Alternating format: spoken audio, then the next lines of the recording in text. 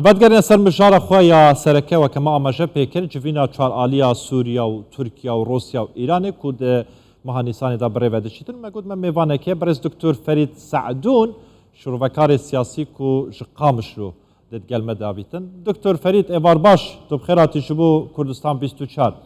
دبیجن کو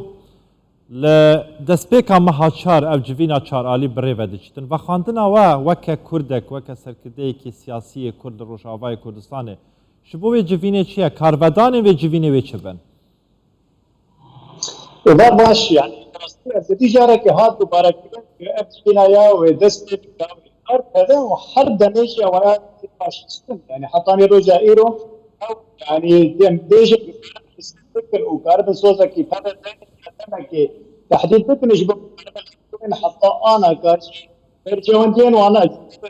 وانا نتشوي السريج جوانا وانا هول بدن سري انا كوكين وانا طريق جارة كنا دوباره تلفزيون سر زمان انه جواتا هاني كده فاضل حطاني انا كان تجارة تشتري جديد هبش فكر يعني ذيك بيجي الوان سر قفت قوتشي تجبر ولوجي حطاني رجع ايروجي يعني بوب دانوف دبيجي سبيكا ميسانا جواتا انا دار كده حطاني انا كاجي سوريا تبر كارد آمده به تشدار به جواتا هاني شكر باشه دکتر وانا هني يعني براسي دکتر بشار اسد مرچ هنه جبو کمبون دگل رجب طیب اردوغان و آسایی که ناپیوندیان دویتن دبیجید حتی یک سرباز ترکیه دخاکا سوریه دا ما بیتن از دگل اردوغان ناجبم کوات اردوغان آماده بریا حل بجارتنا تمامی شرط و مرجن اسد جیبه جیبه کتن شبو پیوندین خواه دگل آسایی بکه نخير فأبايا برسلك حري سركي يعني خانا سركي نظرة وانا أبقى ناكوكي لسرهي يعني سوريا دوزانك أردوغان محتاج سوريا يجبرق يعني هالبشارتين يعني سروكاتي برلماني نزيكن يعني نزي مهك شيرا مايا أجبرولوجي سوريا شكل مرجع خطبين بدك أبايا جي يعني تشتغل اردوغان تخواستن بروجا ايرو تك وتك بچوي د دفان شاتنه نه دفاعه هم بري وینا جي ترکي شرط برجه خدا دینه د به جما کو عمل هفتو كان دي ام تفر شر تروريست ابكن يعني د سوريا د وقت تركيا نشان دك يعني تروريست سوريا ده وانا يفكين ربريا خسر قصديه يعني حتى انا رجع ايروجي سوريا بخوجنا امده كي بيجري كهانه چارسر دك يا تبلي تركيا ده دشر يفكين دشر ربريان خسر دش هر دو آلیا دشر تو مرجع كده خسر ماسا گفتگویه اوانا نکارن هفت یعنی که هفتی تجی چبه اب جواتا که دماغ یازده دواد يعني دخلسن قرصر أستا وزير عبد داخلسن سر وأستا جيجرن وزيرا دنارين عبد يعني وهيج لازم بده جبر بكرنا هفتو بكن شرط ومرجع حردو علي داخل قلق يدري هفتوني باشه دکتر بسیارا هری گرینگ اوه نها هر کردک لهر درکی هبه مرق دکه بزان به اگر پیوندین ترکیه و سوریه آسایی بون چارنویس کردان و بر بکودا بچیتن امریکا و کردان بپارزینه لروشاوای کردستان سوریه یانجی و جارکاتن کرد ببن قربانیان ریکفتنان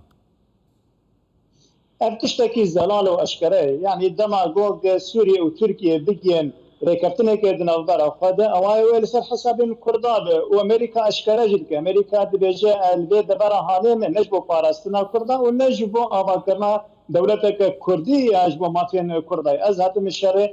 ترور البيت دبر حاله دكم وباجي يعني ام دوزانن دبي ديرو تلك درباس بو شرع عفرين دي شرع سريكاني جريسي في حطاني روجا ايرو يعني روج افاتي روجا كردستان تي توبا باران كدن بدرونا بتانغو توبا امريكي وانا رد ناكن يعني دبيجن دماغ اف نجيك مونت نافارا سوريا وتركيا دي تشبه يعني چرانوسا كردان براسي وگلكي تك واسطات خراب دجبر ولوجيش كردات خوسمي دروجا ايرو ده برياج اوانا اجندات خو ببن سري برجواندين خو ببن سري سوري وتركيا گرك كرد جزانه بن بروجا وانا دبي دبر دي چي وچلو خو بپارجن وچلو برخدانيت برخدا بكن نوات دكتور دكتور كواتا بيكانا ممكنة يعني دسبي روجه دا لحر روجه كهبتن اتر أمريكا نرينا قشتيرا بيجيتن شر داعش روبروبون داعش بداوي هاتنو بارجي اخواتيك نيتنو اتر روشاواي كردستان بجه بهليتن تسليمي قدري بكتن يعني بيكانا يعني بنارين عمده ووق يعني السر عندي در كرياد هذه اثنين ب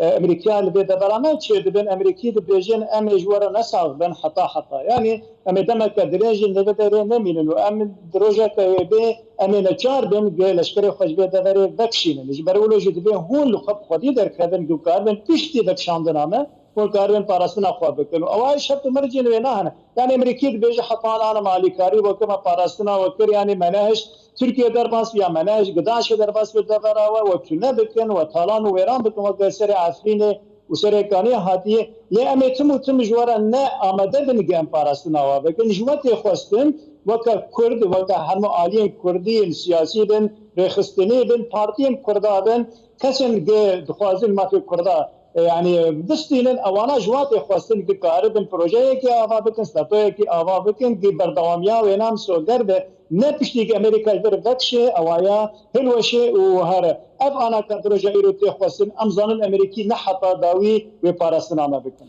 باشه دکتور کواتنها روسیا سرپرشتیا و پیواژوا آشتی دکتن دنابرا ترکیه و سوریه دا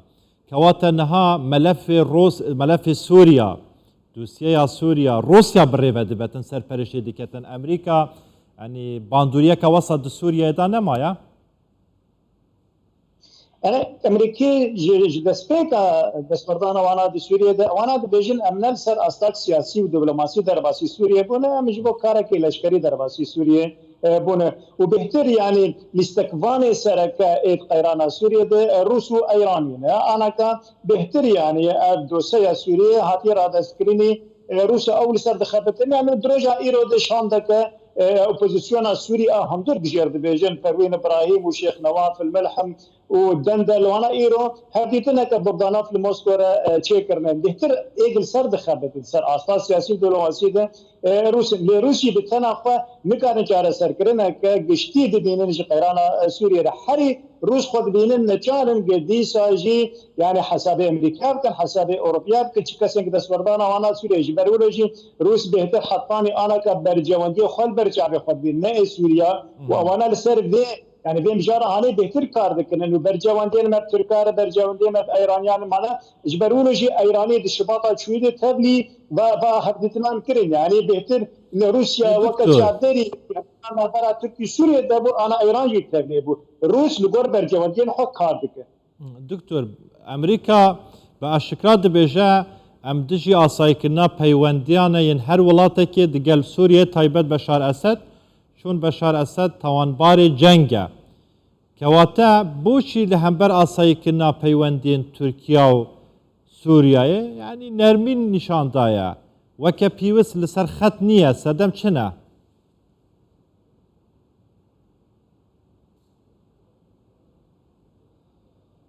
دكتور فريد سعدون شروفكاري السياسي لقامش له دقل مبو قال لك سباس